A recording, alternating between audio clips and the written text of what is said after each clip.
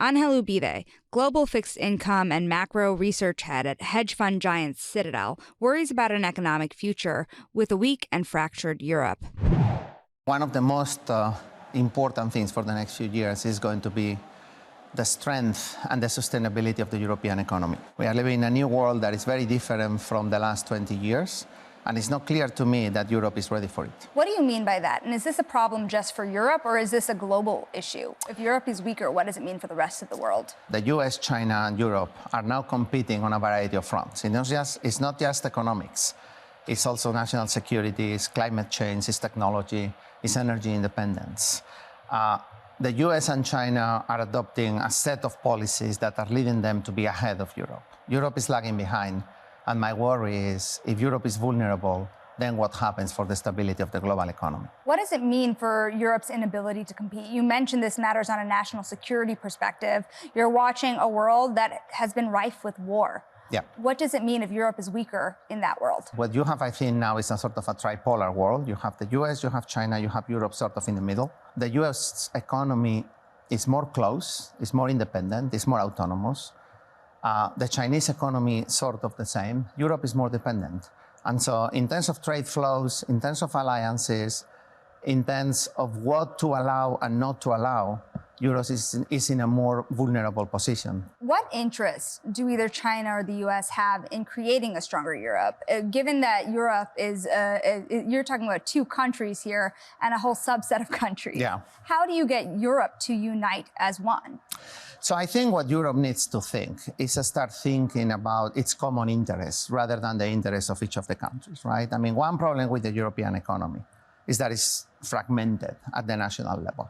I'll give you one statistic that I think is really interesting, right? In Europe, there are over 30 telecoms operators. In the US, there are 5 or 4. In China, there are 5 or 4.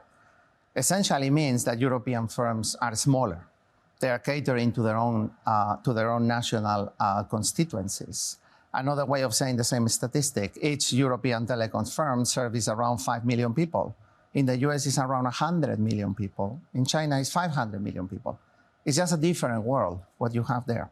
So if you think about the political forces in Europe, there has been a lot of rise of populist forces in many of the countries that you've named. What interest would there possibly be to create larger national giants so on a corporate level? What they need to think is that to compete in technology, in climate, in energy, in defense, in national security, you need a scale. So European countries need to think, do you want to compete as a small country or do you want to compete as Europe? Now, I don't think they have a choice because the US and China have already started the race and Europe needs to follow. There isn't a European company in the top 20 largest firms in the world. That is a problem. But what does it mean for individual countries within Europe? You can have more control and less growth, or you can have less control and more growth. If countries trust each other more and they build more European champions rather than each country having its own national champion, growth is going to be better, productivity growth is going to be better, the welfare is going to be better. But there is going to be less control at the national level. So right now, each European country wants to have its own telecom company, its own couple of large banks, Its own bank, its own large energy companies. Why? Because they want to have national control. And the question is, are you willing to surrender some of this control to European firms, which are going to be more productive, are going to generate more growth, more jobs, more welfare, but you are going to have less control at the national level? Is what worries you the direction of travel has been the exact opposite of what you're describing? There has not been progress in that direction, right? And I think in some sense it's the legacy of the European crisis. It was very scary to see the default in Greece. It was very scary to see the sudden stop of capital inflows in some of these countries. And so there was a bit of a decision to self-insure. How do you self-insure? You have your own bank, your own telecom, your own energy. And I think that's the issue. There is still a little bit of this fear from the last decade that is a little bit blocking the thinking about moving forward. When you describe a weaker Europe, you're describing a world that is becoming more bipolar. It's becoming more bipolar between the US and China, yes. What is the ramification of that? Well, I think what it means is that it's less global and more bipolar. So I'll give you another example, right? And I used to work at the IMF. The IMF is a global institution. Could we be going in a direction in which countries essentially see an institution like the IMF more of a Western institution.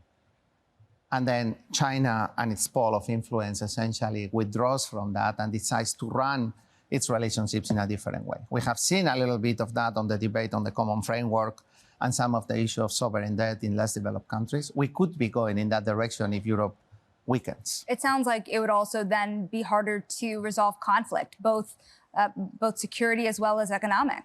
It gets more difficult because if we don't have a shared sense of what the rules are, as it's been happening, for example, with the WTO, then what is the forum to resolve this conflict? Well, draw that out a little more. You've named a couple organizations, let's say the IMF, WTO, World Trade Organization.